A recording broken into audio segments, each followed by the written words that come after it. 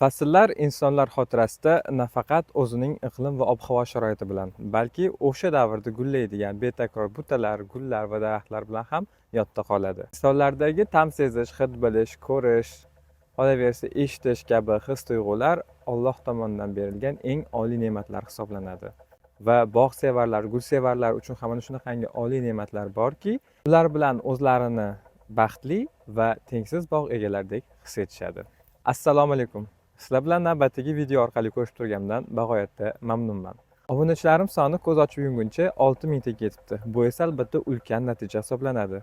Shu sababli sizlar menga shunchalik sonlarni hadya qildinglar. Men sizlar uchun navbatdagi o'quv darslikni hadya qilmoqchiman. Bugungi mavzuyimiz sizlarga yoqadigan va sizlar sevgan rangiga ega bo'lgan chiroyli manzarali butalardan biri, ya'ni yapon spireyalari. Yapon spireyalari juda ham betakror buta. Ular haqida fikr bildiradigan bo'lsak, eng avvalo ularni tinimsiz gullash, ya'ni gullash davrining 65 kungacha davom etishi birinchi o'rinda aytilishi lozim. O'zbekiston va Markaziy Osiyo iqlimi juda ham quruq va issiq bo'lganligi tufayli yoz mavsumida gullovchi o'simliklar juda ham kam bo'ladi.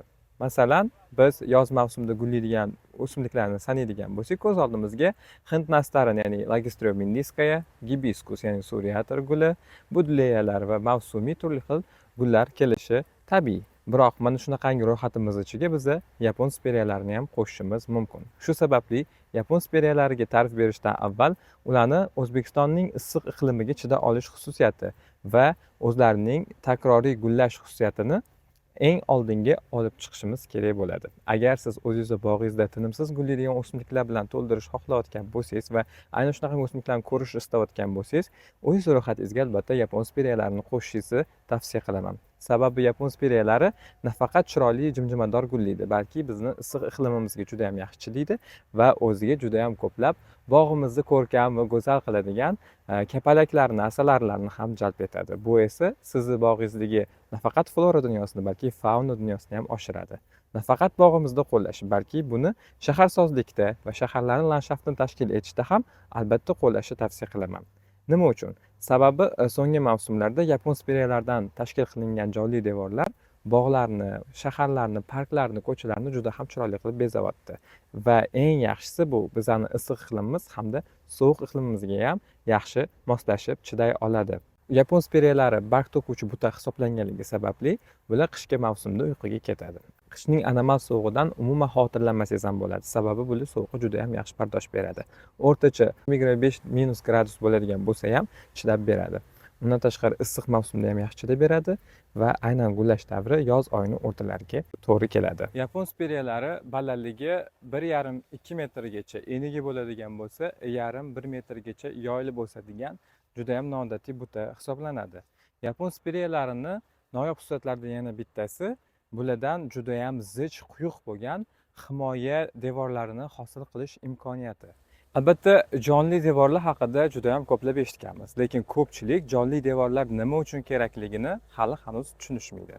Bilamizki, shaharsozlikda, ya'ni shaharlarni loyihalanayotganda bog' deymizmi, park deymiz yoki alleyalar, skverlar deymiz, ammo o'simliklarimizni ekadigan bo'lsak, qator devor holatga keltirib ekamiz. Ya'ni daraxtlarni ketma-ket ekish ham bitta jonli devor hosil qilish degani, yoki butalar orqali ketma-ket zich qilib ekish ham jonli devor hosil qilish degani.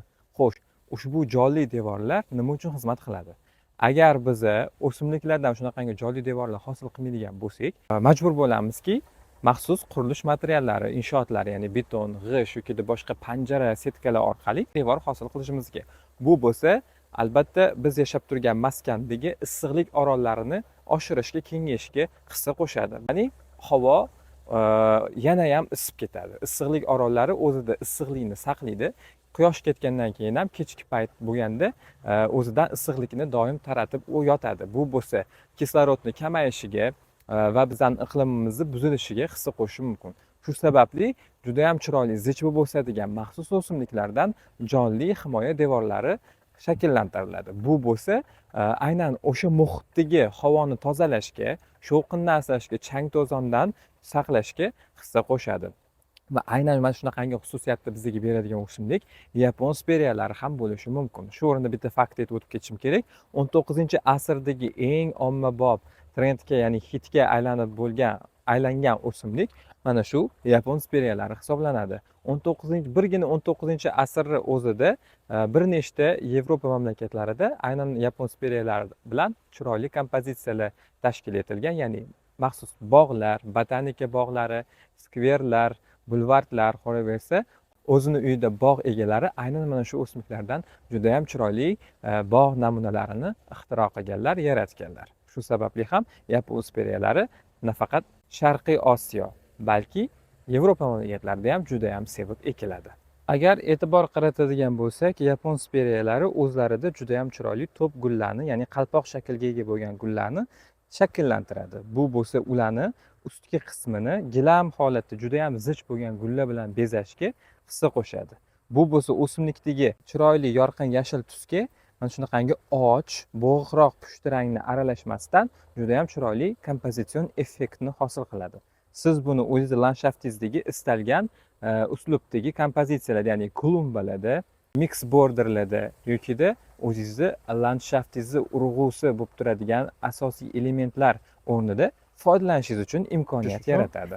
Yuqorida aytib o'tganimdek, yapon speriyalarini ekish uchun siz o'zingiz bog'ingizdagi eng ser quyosh maskanini tanlab olasiz. Aynan quyoshli joyda bular quyoshdan bahramand bo'lib, o'zini noodatiy, chiroyli, ko'rkam bo'lgan yashil tuslarini va siz va biz yoqtiradigan sevimli, juda ham chiroyli pushti, mitti gullarini sizga taqdim etadi. Undan tashqari ushbu o'simliklarni ekish juda ham oson. Agar siz ularni bog' markazlaridan maxsus idishlarda xarid qiladigan bo'lsangiz, shunchaki idishdan sal enliroq va chuqurroq bo'lgan joyi kovlaysiz. Yeringizga biogumus, torf va chirigan gong aralashmasdan va suv ta'minotini yaxshilash uchun ichiga agroperlit hamda vermikulitni aralashtirib turib, drenaj uchun maxsus keramik toshlardan chuqurroq qazigan joyingizga tashlaysiz va tuproqlarni aralashtirib ushbu o'simlikni maxsus tubigidan olib o'sha joyga ekib qo'yasiz, xolos. Va eng muhimi, ekayotganingizda bularni drenajiga e'tibor qaratishingiz va ularni trombovkasi, ya'ni ekib bo'lganingizdan keyin albatta suv yig'ilib qolmasligi va o'simlikning loylari yig'ilib balchiqsimon bo'lib qolmasligi uchun hamda ildizlarga havo tegmasligi uchun yaxshilab zichlab tegini yopib qo'yishingiz tavsiya etiladi. Sug'orish tartibiga keladigan bo'lsak, yapon speriyalari suvli joylarni juda ham yaxshi ko'radi va shuning uchun ham siz uni tuprog'idagi vermikulit va agroperlitdan unumli foydalanishingiz kerak bo'ladi. O'ziga kerakli suvni qabul qilmagandan keyin agroperlit va vermikulit o'z suvni to'plab qoladi. Drenajingiz yaxshi sifatli bo'ladigan bo'lsa, ortiqcha suvlarni chiqarib yuboradi. Bu juda ham suvni yaxshi ko'rganligi uchun yoz oylarida haftada 3-4 marta, yog'ingarchiliklar bo'ladigan paytda bo'lsa haftada tegi qurib qurmasligiga qarab 1 marta sug'orish tavsiya etiladi. Har mavsum so'ngida gullar bo'lgandan keyin bularning shoxlarini kesib turadigan bo'lsangiz, sizga takroriy qayta gullarni taqdim etadi. Bilasizmi, yoz chillasida gullaydigan o'simliklar juda ham kam. Misol uchun men budleya o'simligini yoz chillasida bemalol gullashini ayta olaman va ikkinchi o'rinda yapon speriyalarini ham aynan yoz chillasida gullay oladigan budalar safiga ham bemalol qo'sha olaman. Shu sababli siz yoz chillasida ham bog'imdan gul ketmasin deydigan bo'lsangiz, albatta o'zingizning ro'yxatingizga yapon speriyalarini kiritib qo'ying. Yapon speriyalarining yana bitta yaxshi xususiyatlari bor. Ular kasalliklarga juda ham chidamli. Lekin shunday bo'lsa ham ba'zi bir holatlar bo'ladiki, ushbu yapon speriyalarining chiroyli gullariga shira kasalliklari, ya'ni o'rgimchak kanalar hujum qiladi. Ana shunaqangi paytda siz maxsus preparatlardan foydalanishingizni tavsiya etaman. Ulardan biri bu Actara preparati. Actara preparati orqali siz o'simliklaringizdagi turli xil hasharotlardan qutulish imkoniyatiga egasiz. Agar siz bularni ortiqcha sug'oradigan bo'lsangiz va namlik oshib ketadigan bo'lsa, sizga bog'ingizga juda ham ko'plab shilliq qurtlar hujum qilishi mumkin. Bunaqangi vaziyatda bo'ladigan bo'lsa, Sliznet Neo preparatidan foydalanishni tavsiya qilaman.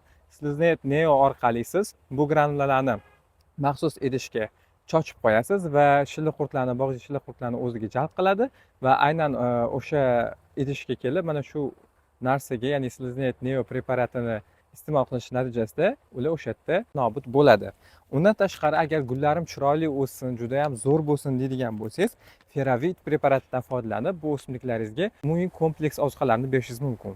Aynan Feravit tarkibida bizga kerak bo'ladigan temir moddasi, azot, kaliy, magniy kabi moddalar juda ham ko'p va bularni maxsus idishlarda kichkinagina hajmda xarid qiladigan bo'lsangiz, bitta butangizga yetadigan miqdorda qo'llash imkoniyatingiz osonlashadi. Undan tashqari, turli xil mavsumlarda agar o'simligingiz qiynaladigan bo'lsa, o'sishga, ya'ni moslashga qiynaladigan bo'lsa, yokida har xil mavsumiy stresslarni boshdan o'tkazadigan bo'lsa, unaqa paytda Epinextra preparatdan foydalanishingizni tavsiya qilaman. Epinextra uni stressdan chiqaradi va juda ham chiroyli ko'rkam bo'lib, bog'ingizni yana bezashda davom etishiga hissa qo'shadi. Boshqa manzarali o'simliklar kabi yapon spireyalarini ham juda ham ko'plab navlari mavjud. Shaxsan men bog'ingizga ekish uchun Magical Carpet, Golden Flame, Flame Gold va qolaversa Spirea japonica, ya'ni обыкновенный oddiy bu yapon spireyalarini ekishni tavsiya qilaman. Agar sizni ho'lingiz nisbatan keng bo'ladigan bo'lsa, albatta Spirea japonica haqiqiy yechim hisoblanadi. Sababi bu haqiqatdan juda ham gigant bo'lib o'sadi. Bo'yiga 1,5-2 metrgacha, eniga bo'ladigan bo'lsa 1-1,5 metrgacha yoyilishi mumkin.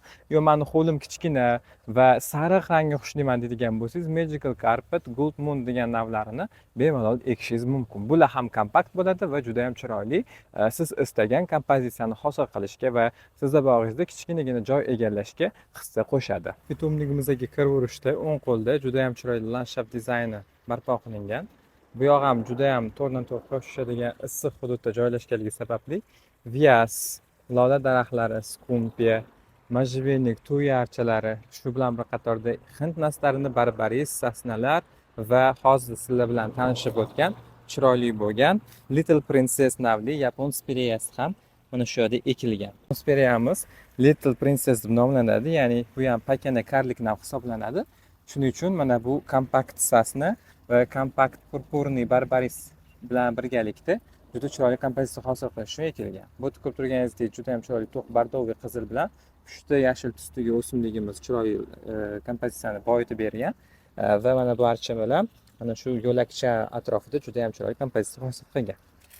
Buni to'rdan-to'rt quyoshga ekkanmiz ko'rib turganingizdek va bular hozir mana yana kuzgi nimasini, generatsiya jarayonini boshdan kechiryapti. Bu tarafda bo'lsa juda ham chiroyli pudra plodnikni ko'rishingiz mumkin. Bu haqida xudo xolasa kelasi videoroliklarimizda darsliklar tayyorlab ko'rsatib beraman.